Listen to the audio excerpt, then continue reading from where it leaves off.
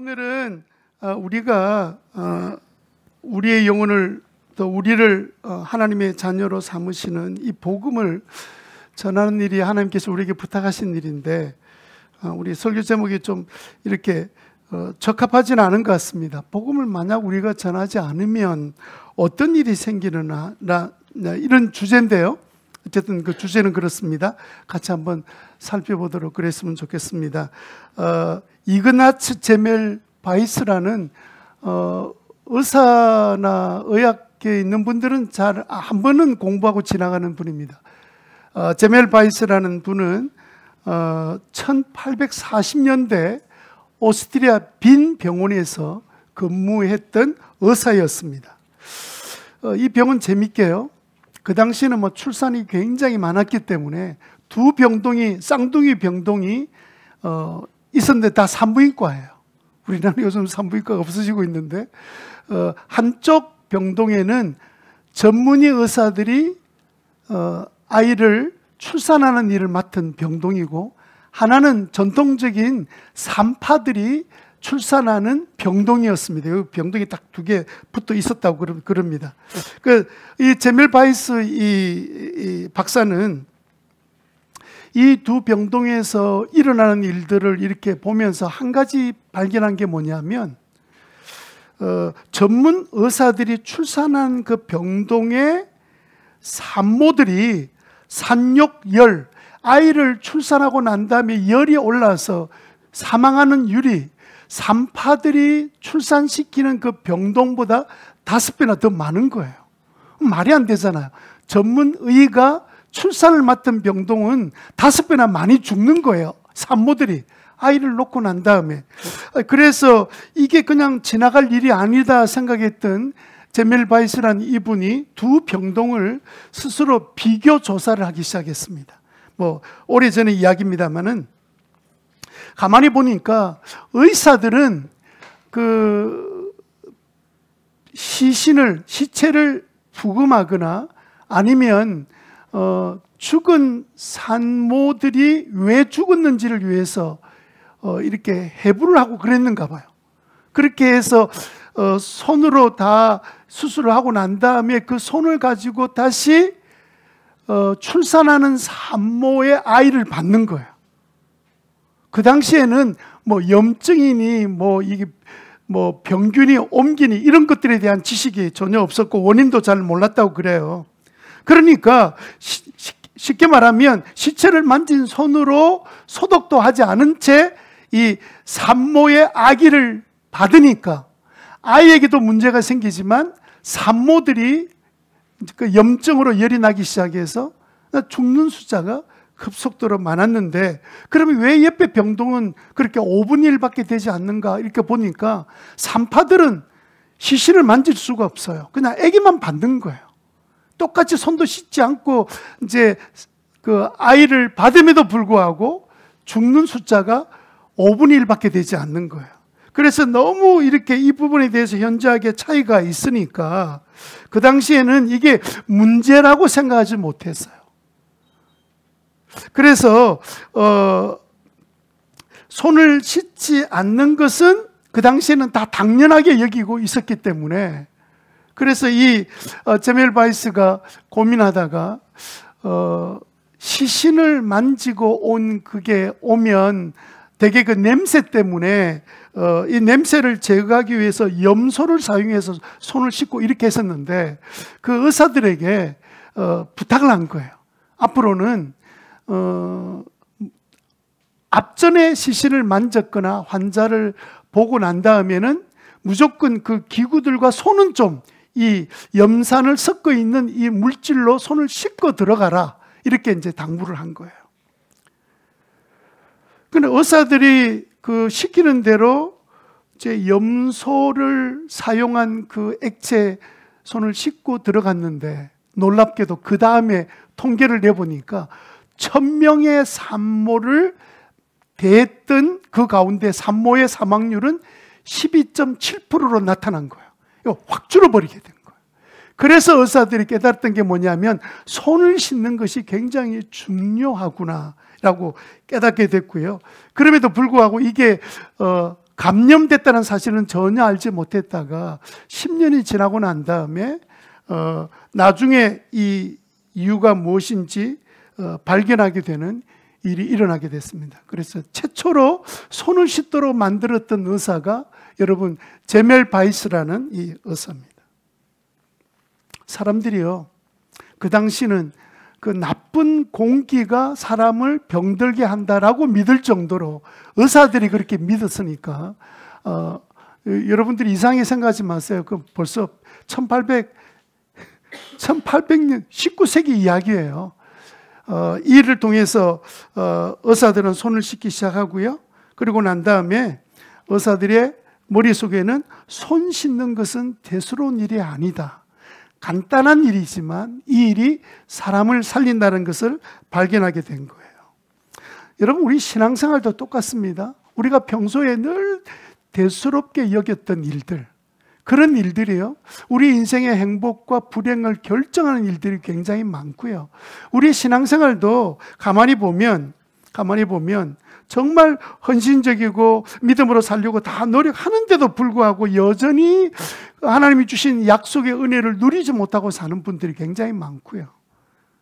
그래서 우리는 이 제멜 바이스처럼 비교군을 만들어서 한번 나누어 할 수는 없지만 우리 자신들이 나보다 훨씬 신앙생활을 열심히 하지 않는 것 같은데 늘 기쁘고 성령이 충만하고 모든 삶의 중심이 하나님 중심이고 이렇게 살아가는 사람과 또 그렇지 않는 사람, 나는 왜 그 내 삶의 모든 중심이나 목적이 어떻게 하면 이 세상에서 잘 먹고 잘 살까, 뭐 이런 데만 관심이 있고 오직 내 자신에게만 관심이 있는 나에게는 하나님 앞에 나와서 예배를 드리고 섬겨도 별로 큰 기쁨이 없고 감격이 없다면 그 대조군이 필요해요.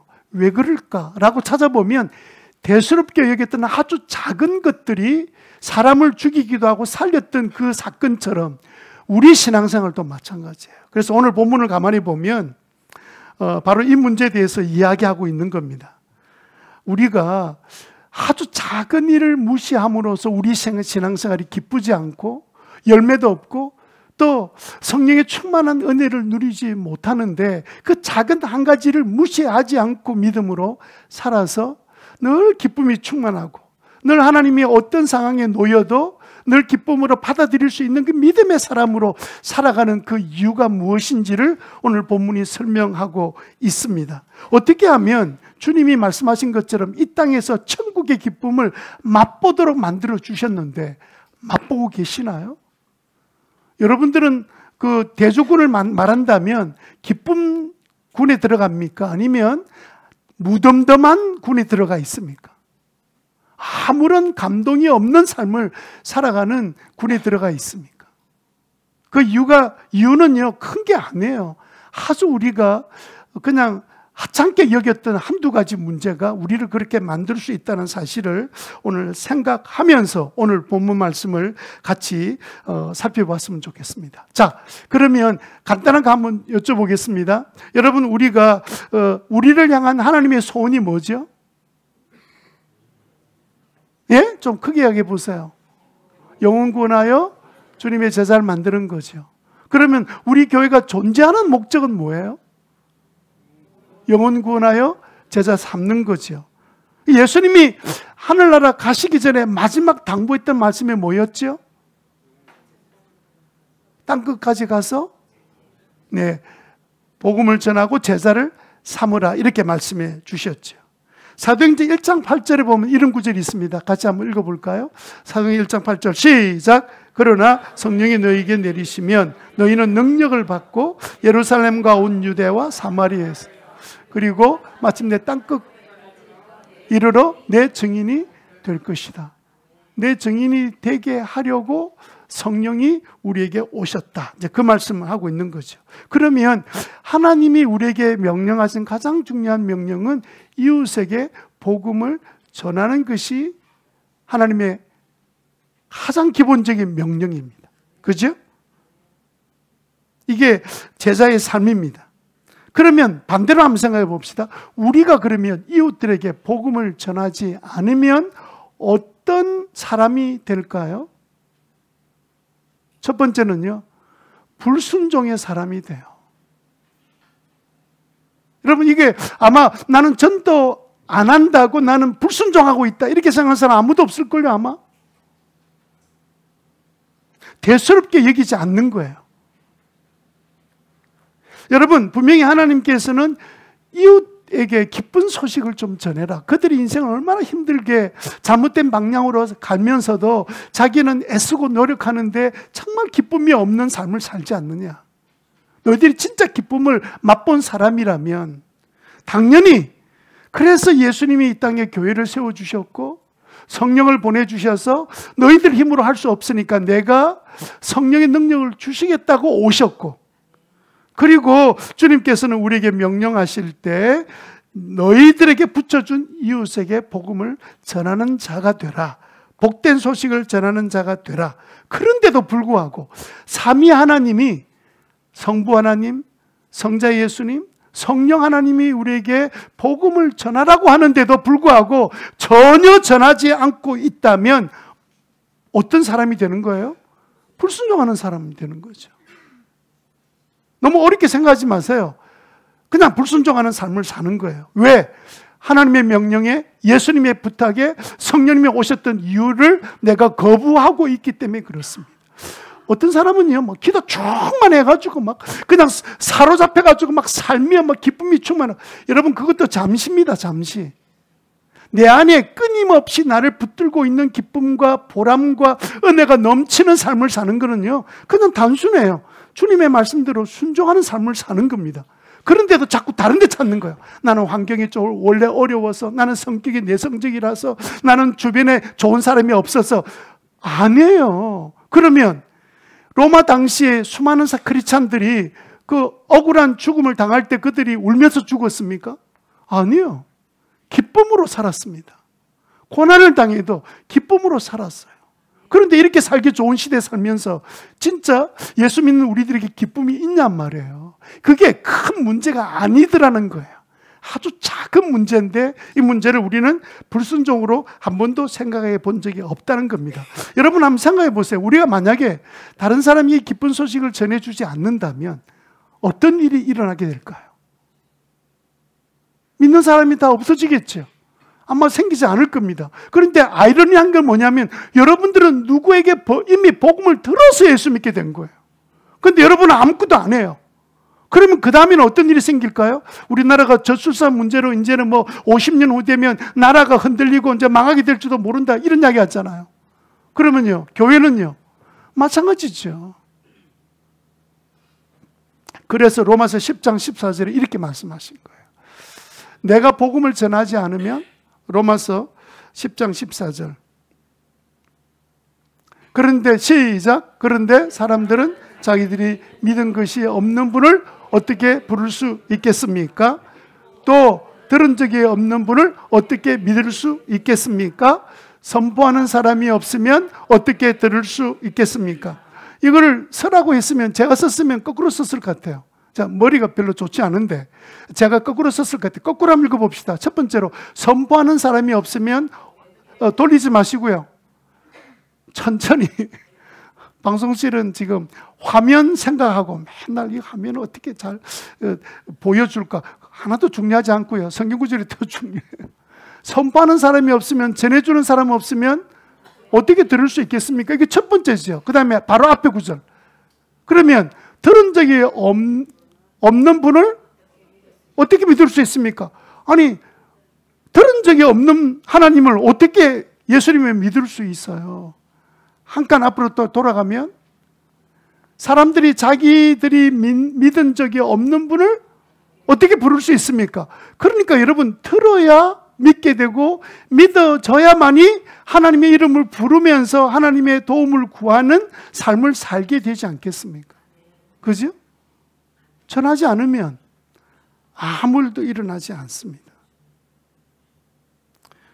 불순종의 결과는 뭐냐면요, 자, 다른 사람은 구원받을 수 없고 하나님께는 불순종하고 내 자신에 대해서는 아무런 기쁨이 없는 삶. 왜냐하면 성령이 우리가 오신 이유가 뭡니까? 증인되게 하려고 증인 오셨는데 증인 삶을 안 살면서 은사를 주십시오, 그러니까 이상한 쪽으로 가는 거예요. 신비주의로 빠지는 거예요.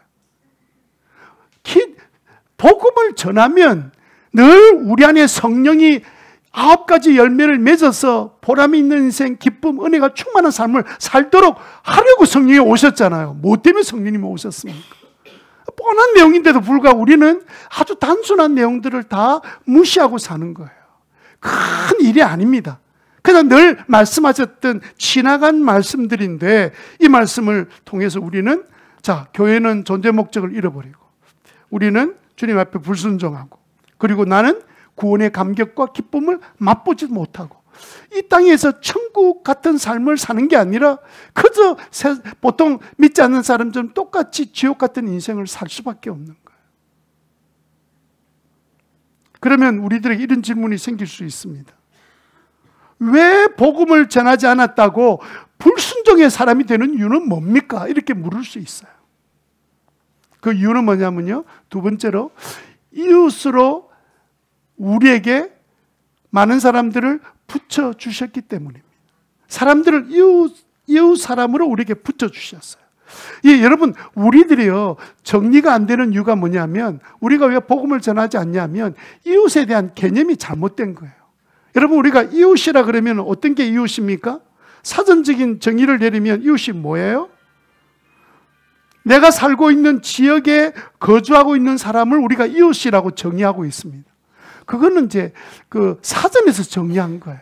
그런데 하나님은 이웃을 어떻게 정의하시고 계시냐면, 나로 인해서 필요를 채워줄 수 있도록 필요가 있는 사람을 하나님께서 이웃으로 내게 붙여주신 거예요. 그러니까 우연히 우리가 살다 보니까 저 사람이 내 이웃이고 이 사람이 내 이웃이고, 그게 아니고 하나님이 한 사람씩 다 이웃을 붙여주셨다는 거예요. 여러분, 성경을 믿는 여러분들이 참새 한 마리도 하나님의 섭리 가운데 있다고 말씀을 들었잖아요. 그러면 내 이웃에, 내 주변에 이웃이 있고, 내 가족이 있고, 내 친족이 있고, 다 있습니다. 그러면 그 이웃을 붙여주신 것은 하나님이 우리들에게 왜 붙여주셨을까요? 이 기쁜 소식을 함께 누리고 살도록 하시려고 붙여주신 것 아닙니까? 그런데 우리는 어떻게 생각해요? 그냥 이웃, 수많은 이웃들, 이제는 이제 뭐 비행기가 자유롭게 타는 시대 되니까 전 이 우주가 우리의 이웃이다. 이웃의 개념 자체를 그냥 넓게 만들어서 아무것도 할 일이 없는 대상으로 만들어버린 거예요. 그런 뜻으로 한 게 아닙니다. 여기 이웃은 내가 보고 생각하고 의식하고 느끼고 있는 그 대상이 이웃이에요. 내가 바로 옆에 산다 할지라도 내가 돌보지 않는다면 그것은 내 이웃이 아니에요. 그런데 하나님이 내 옆에 딱 이웃으로 붙여주셨단 말이에요. 왜? 돌봐주라고요. 그들의 필요를 채워주라고요. 그게 주님께서 이웃을 주신 목적인데요. 우리가 이제 이게 잘 안 되지, 그죠? 우리가요, 복음을 전하는 일이 처음부터 제가 불순종한 사람이 되는 가장 중요한 이유가 뭐냐면, 이웃에 대한 내 생각이 그냥 보통 일반적인 개념으로 이래가지고 그냥 섞여버렸어. 이제 아무것도 아닌 대상이야. 왜냐하면 주변에 그냥 늘 이웃들이 살고 있는데 하나님이 왜 저 사람을 내 이웃으로 붙여주셨냐는 그 목적 자체, 이유 자체를 그냥 다 잊어버리게 만들어버린 거예요. 이웃이라는 단어가. 그렇지 않다는 거예요. 성경 여러분 복음서를 보세요. 예수님이 이웃에 대해서 뭐라고 말씀하셨어요? 이웃을 네 몸처럼 사랑하라, 이렇게 말씀하셨죠. 그 사람은요, 그 이웃은 아무나 모든 길에 만난 사람을 다 그 사람 위해서 내 몸처럼 사랑하면 우리는 뭐가 돼요? 아무것도 못하는 사람이 돼요. 그는 일어날 수 있는 일이 아니에요. 내가 알고 있는 바로 그 한 사람, 고통 가운데 있는 바로 그 한 사람, 내가 알고 기억하고 있는 바로 그 내 옆에 있는 사람, 그 사람이 내 이웃이란 말이에요. 하나님이 나에게 이웃을 붙여주신 것을 여러분 믿게 되시기를 바랍니다. 막연하게 이웃을 자꾸 생각하면 희한합니다. 내 옆에 힘든 사람 한 사람 못 도와주면서 나는 전 인류를 사랑합니다. 그게 문제란 말이에요. 전 인류를 어떻게 사랑합니까? 뭐로 사랑해요? 그냥 사랑하는 거지 뭐. 아무것도 안 해요. 그렇게 넓게 생각해버리면요, 아무것도 할 일이 없어요. 뭘 하겠어요. 그런데 내 바로 옆에 내가 지금 눈으로 보고 있는 바로 그 한 사람, 도움이 필요한 사람, 그 사람은 나는 도와줄 수 있잖아요. 그 사람을 돕는 것을 성경은 네 이웃이라고 말씀하고 계신단 말이에요. 자꾸 머리에 떠오르는 사람, 자꾸 만나게 되는 사람, 바로 내 옆에 붙여주신 그분, 그 사람이 내 이웃으로 하나님이 붙여주셨다는 생각을 분명하게 교정하는 아침이 되시기 바랍니다. 이거 안 바꿔놓으면요, 이게 평생 죽어도 내가 왜 전도해야 되는지 이유를 알 수가 없어요. 찾지를 못해요. 우리는 계속 지금 한 번에 한 사람 이런 개념이잖아.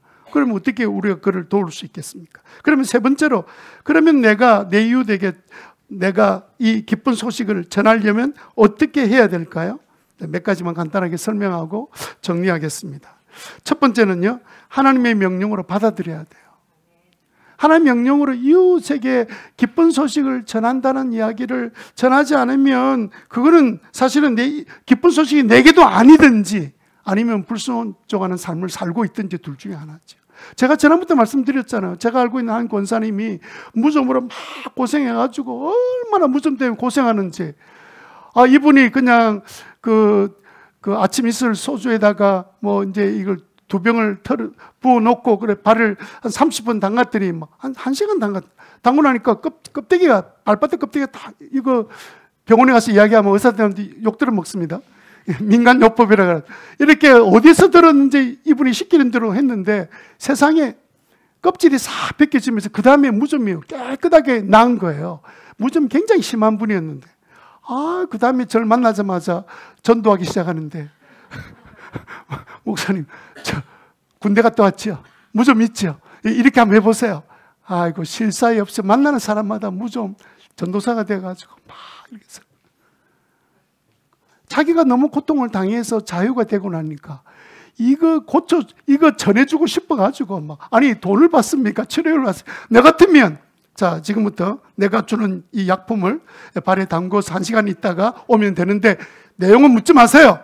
제가 알아서 제조한 거니까. 이래가지고 나았다 합시다. 그러면 얼마나 고마워하면 그 다음날 올 때 케이크를 사들고 안 오겠습니까? 막 이런데. 그죠? 안 그러겠어요? 근데 이 권사님 너무 마음이 기뻐 노니까 막 가만히 있지 못하는 거예요. 여러분, 복음이 나에게 기쁜 소식이 아니기 때문에 가만히 있는 거예요. 내 옆에 이웃을 붙여주셨음에도 불구하고 가만히 있는 거예요. 그게 불순종이라는 사실을 인식하지 못하고 있기 때문에 가만히 있는 거예요. 그러면 우리는 어떻게 해야 되냐 말이에요. 어떻게? 네, 하나님의 명령으로 여러분 받아들여야 됩니다. 복음 전하는 것은 하나님의 명령이다. 참 재밌습니다. 다른 나라 가서 선교한다 그러면 열심히 하는데 내 옆에 힘들어하는 사람은 돌보는 것은 전혀 안 하는 거예요. 그럼 이게 뭐예요? 이거 뭐냐고요? 인류의 사랑이에요. 인류의 사랑. 그냥 내가 인류의 사랑으로 그냥 내가 모르는 일정 다수의 특정 그룹들에 대해서 내가 시간을 드리는 거야. 근데 정작 내 옆에 지금 죽어가는 사람, 힘든 사람이 눈에 보고도 나는 아무것도 안 하는 거야. 뭐예요, 그렇게?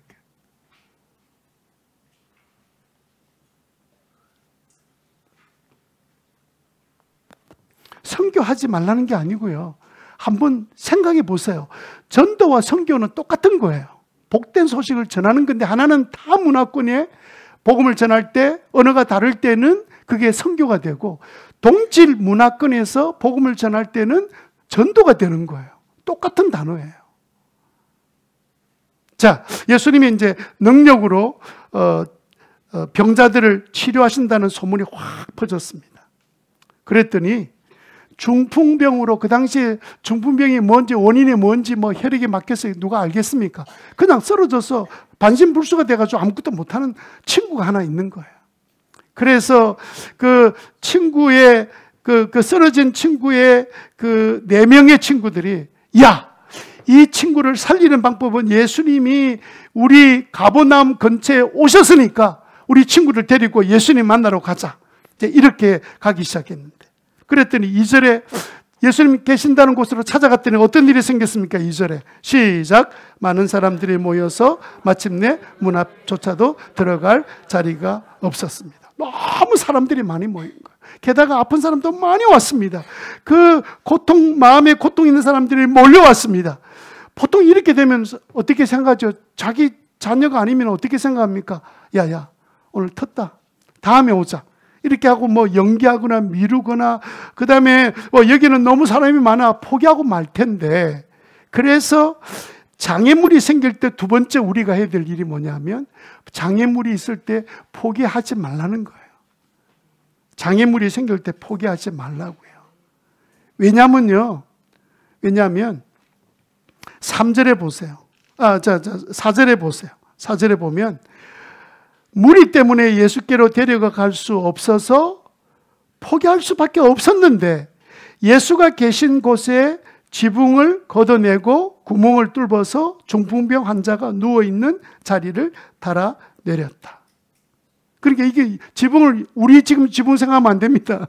옛날 2000년 전에 팔레스타인의 지붕은 덮었다가 이렇게, 물론 먼지도 떨어지고 하죠. 그러나 걷어냈을 때 다시 얹는 것이 그렇게 요즘처럼 힘든 것이 아닌 구조로 되어 있는 지붕이라고 해요. 그러니까 이 일이 딱 생기니까, 아이고 사람이 너무 많아, 기다리다가 오늘 못 만나, 예수님 안 돼 하고 포기한 것이 아니라, 이들은 끝까지 예수님을 만나야 내 친구가 살 수 있어 라는 생각에 분명한 마음을 가지고 네 사람이 한 의견을 가지고 있었던 거예요. 이 사람들의 공통점이 뭐냐면, 오직 예수님 만나야 이 친구가 살 수 있어, 이 단순한 생각으로 예수님께 가야만 나을 수 있어, 이렇게 생각했던 것이 그들의 마음이었습니다. 그러니까 여러분, 포기하는 것은 너무 쉬워요. 포기하려면 주변의 이유만 생각해도 포기할 것이 수백 가지 이유가 나와요. 그럼에도 불구하고 나는 바쁘고 피곤하고, 친구는 지금 도무지 시간도 없을 테고, 이렇게 먹고 살기 바쁜데 무슨 또 내가 사람을 만나러 가. 온갖 생각들이 다 떠오르는 이 장애물들을 그냥 여러분들이 그게 장애물에 넘어져 버리면 아무것도 할 수 없고, 그래서 장애물이 있어도 우리는 뭐 해야 돼요? 포기하지 말아야 하는 것은, 예수님 앞으로 사람들을 데리고 오는 것은 너무도 중요한 일이기 때문에, 다음에 기회가 있는 게 아닌데도 불구하고 우리는 항상 다음의 기회로 생각합니다. 근데 이들이 갖고 있었던 단순한 생각, 여러분 우리가 단순하다 그러니까 무식하고 무지한 생각이라고 말하는데 아닙니다. 그래서 여러분 우리가 세 번째로는요, 단순성 훈련을 해야 돼요. 요즘은 너무 복잡해요. 생각이 많아요. 여러분들이 많은 이론과 현재 상황을 분석해서 막 이렇게 따지면 아무것도 할 수 없습니다. 현대인들은요, 단순하지 못하고 너무 복잡해요. 너무 복잡해졌어요. 그래서 이런 단순성을 보면 사람들은 어떻게 생각하냐면, 생각이 짧다, 현실적이지 못하다, 그리고 미련하다, 이렇게 보지 않겠습니까? 그런데 예수님이 어떻게 보셨냐면요, 여러분 5절에 한번 보실래요? 이런 행동에 대해서 예수님이 뭐라고 보셨나요? 다 같이 읽습니다. 시작. 예수께서, 이 사람아 네 죄가 용서함 받았다. 그러니까 이렇게 포기할 수밖에 없는 상황에 처해 있음에도 불구하고 예수님 만나야 되겠다는 그 한 가지 그 마음을 가지고 친구를 예수님 바로 눈앞에 볼 수 있도록 내려놓은 그 친구들의 행동을 믿음으로 보신 거예요. 믿음으로 보신 걸 여러분 믿게 되시기를 바랍니다. 자, 여러분 그 맹수 조련사들이 사자 같은 맹수들을 처음 데려와서 조련할 때, 사자 같은 맹수를 이제 우리 안에 데리고 들어가잖아요. 그때 들어갈 때 뭘 같이 갖고 들어갈까요? 총, 몽둥이, 채찍끈 이런 거 들고 가는 게 아니고요, 의자를 가지고 들어간답니다. 다리 4개 있는 나무 의자를 들고 들어간대요. 그리고 사자 앞에서 이 나무 의자를 꼭 뒤집어 가지고, 다리가 4개잖아요. 이걸 위로 들었다가 내렸다가 옆으로 흔들었다가 막 이렇게 계속 사자를 앞에서 그렇게 한대요. 그러면 이 희한하게도 사자 눈앞에 의자 다리 4개가 위로 올라갔다 내려갔다 옆으로 갔다 좌로 갔다 우로 갔다 막 이러는 동안에 이 자기가 눈을 사자도 자기 초점을 맞추려고 막 애를 쓰는 순간에 점점 무기력에 빠진대요. 이게 조련사가 쓰는 방법이래요. 무기력에 빠지는데 온순해지기 시작하는 거예요. 사람에게 달려들 생각하지 않고 온순해지기 시작한다는 거예요. 만약에 사자에 훈련시킨다고 채찍으로 때리면 어떤 일이 생길까요? 당장 달려들어서 뭐 집어 뜯든지 뭐 먹든지 뭐 그렇게 되겠죠. 그죠? 웬 이 도시락이 들어와가지고 나를 때리고 있냐 뭐 이러면서 그냥 난리가 안 나겠습니까? 그런데도 불구하고 사자들을 조련할 때 쓰는 방법 중에 하나는 의자를 가지고 흔들어서 초점을 흐리게 만드는 것이 방법이라 그럽니다. 여러분, 사람들 보세요. 어떤 일을 의지적으로, 이번에 한강이 기적을 일으켰죠? 노벨 문학상을 받았습니다. 근데 그분이 한 일이 뭐예요? 그분요, 그렇게 축하될 일을, 노벨 문학상을 받았는데 그러면 난리를 피우고 잔치를 벌리고 막 난리를 할 텐데, 그 인터뷰하면서 뭐라고 대답을 했습니까? 오늘 이 기쁨을 어떻게 축하하시겠습니까? 그러니까 뭐라 그랬어요? 소설 작가들 다 불러다가 내가 아주 그냥 막 파티를 하겠습니다. 그렇게 하지 않고요. 내 아들과 따뜻한 차를 마시면서 서로 축하하는 시간을 갖겠습니다. 이러고 끝났어요. 초점이요. 그냥 아주 그냥 한 가지 일에 평생을 살아온 사람이에요. 만약에 뭐 소설을 썼다가 안 되니까, 그 다음에 빵집을 열었다가 안 되니까, 그 다음에 또 뭐 직장에 들어갔다가, 그 다음에 아예 모르겠다. 결혼해서 아나 키우자. 그래가지고 했겠습니까? 아버지도 유명한 소설가예요. 오직 한 가지에 초점을 맞추었기 때문에 오늘 그런 결과가 나온 것처럼, 여러분, 진짜 어떤 일을 해내는 사람을 보면 그 일에 초점을 맞춘 사람이지, 생각이 너무 많은 사람들은요, 아무것도 못해요. 그래서 요즘 이런 말이 있습니다. 옛날에 농경사회는 잔재주가 많은 사람이 잘 먹고 잘 살았대요. 그런데 현대사회는 한 가지를 제대로 잘하는 사람이 먹고 사는 사회. 이렇게 뭐 기술이 많은 사람은 잘 먹고 살기 어렵고 맨날 동네 사람들 불려다닌다는, 이 사람 저거 줘 도와주고. 그런데 한 가지 일을 잘하는 사람, 초점이 분명하게 있는 사람은 어떤 일을 이룬다는 거예요. 여러분, 현대인들이요, 저만 가면 갈수록 유약해지고 무력해지는 이유가 뭐나요? 뭐 때문에 그래? 우리 자녀들 보세요. 아이들이 눈에 초점이 없어요. 왜 때문에 그렇습니까? 너무 다른 것들에 이 시선이 너무 많이 가 있는 거예요. 공부도 해야 되는데 공부에는 또 다른 것들이 막 눈에 들어오고 이러니까 집중이 안 되고 초점이 맞춰지지 않으니까 정말 어렵게 사는 것이 요즘 아이들이 아닌가 싶습니다. 좀 단순해야 돼요. 단순하다는 말을 무식이라 생각하지 마세요. 초점이 분명하다는 뜻입니다. 초점을 분명히 맞출 때 우리는 바른 삶을 살 수 있습니다. 마태복음 6장 22절에 보면 네 눈이 성하면 네 온몸이 밝을 것이다 라고 말할 때 네 눈을 영어로 킹 제임스 버전에 보니까 이렇게 되어 있어요. 싱글 포커스라 되어 있어요. 싱글, 이게 하나의 초점을 맞추고 있는 눈은 온몸도 밝아지게 된다. 그래서 초점이 여러 개 맞춰져 있는 사람은 제대로 역할을 할 수 없다는 뜻이에요. 여러분, 그러면 우리는 이 단순한 이 훈련을 우리가 분명히 하고 살아야 되는데 두 가지만 제목만 말씀드리고 마치도록 하겠습니다. 여러분 다 오늘 새로 오신 분들 때문에 빨리 맞춘 줄 아셔야 돼요.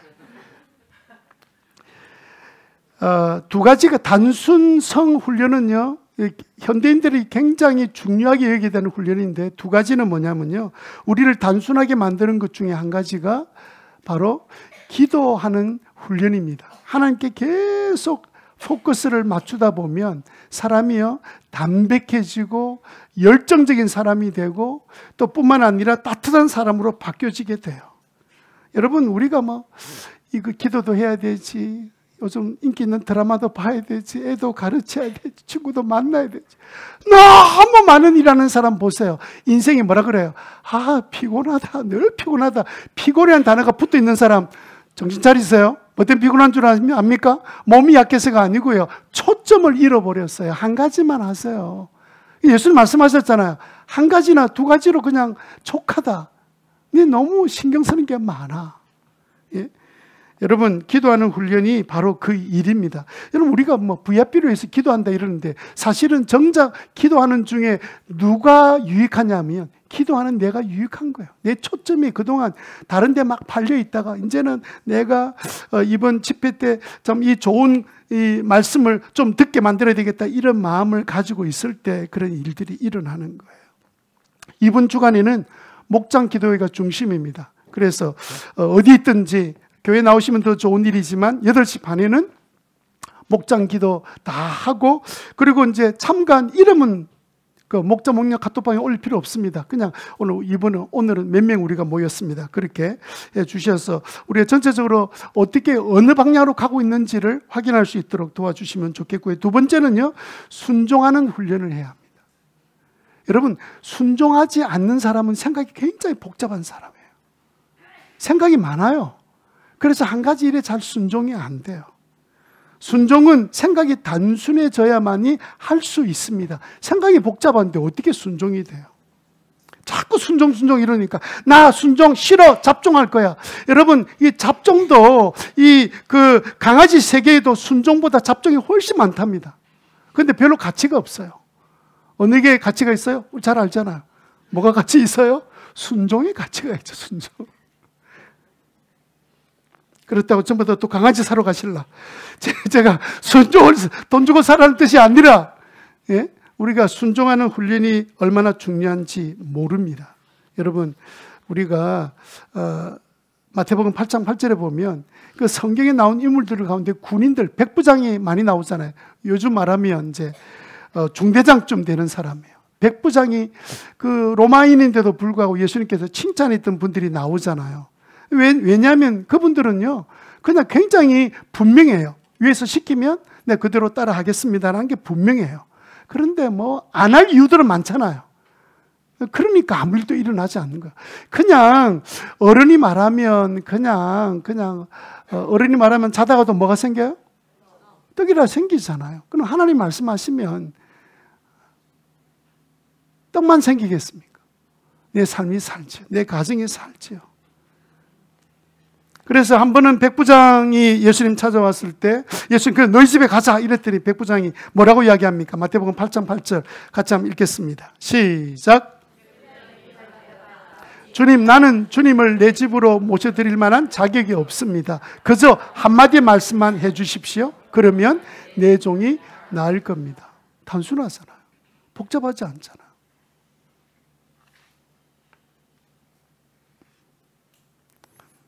그래서 여러분, 매일 생활 가운데 그 기도하는 훈련과 순종하는 이 훈련을 여러분 잘 하시는 동안에 여러분들의 마음이 점점 단순해지는 지혜, 우리가 경건의 삶 공부하신 분처럼 그 한 훈련 중에 하나가 단순 훈련이 있어요.